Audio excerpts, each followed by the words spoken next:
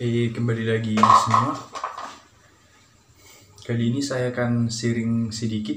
Kita lihat bersama-sama kira-kira apa pengaruh nanti dari input trafo ini. Istilahnya pinnya kita pasang di ada yang 110, 220 dan 240. Kira-kira bagaimana nanti outputnya yang 20 volt ini, apakah dia tetap 20 volt, 25 volt?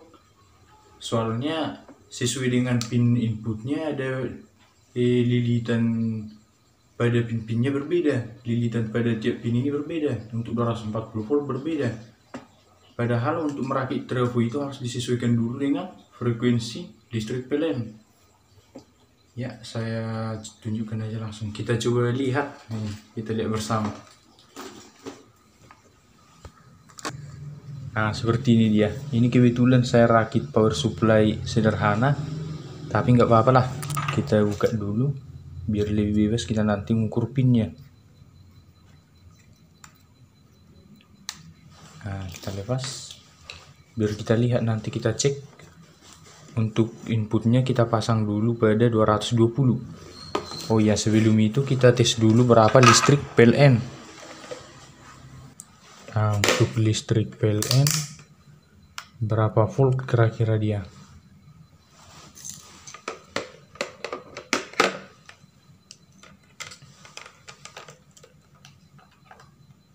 Ada 245 volt. Nah, itu dia 245 volt. Frekuensinya 50 Hz. 50 sampai 55 biasanya. Terus pada saat kita gunakan lilitan inputnya 220, berapa kira-kira outputnya di sini? Nah, saya coba kita pasangkan.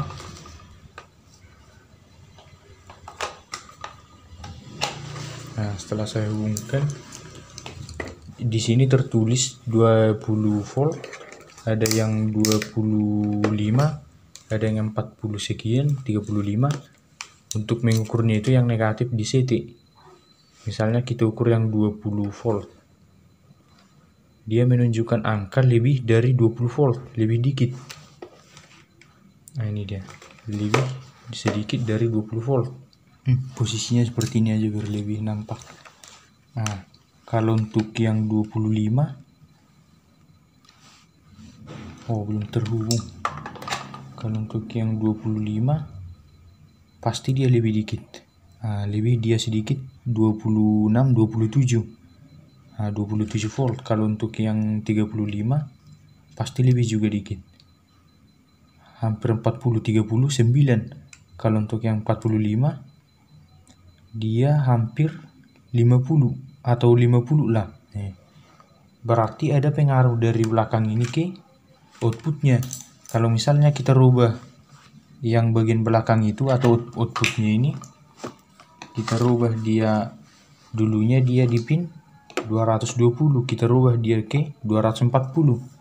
Soalnya listrik PLN tadi kita ukur berada pada voltase 40 volt, 240. Yang kita ukur di PLN tadi 240-an. Nah, berarti sesuai lah 240 ke listrik PLN ini. Misalnya kita coba dia ke 240 ini, kira-kira bagaimana nanti keakuratannya atau tegangan outputnya. Nah, saya hubungkan.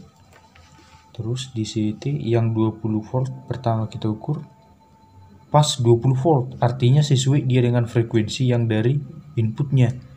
Kebetulan juga frekuensi tegangan PLN juga 240.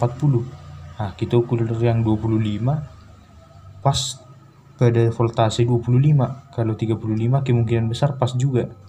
36 meleset dikit. Kalau untuk yang 45 47. Berarti keakuratannya hampir pas.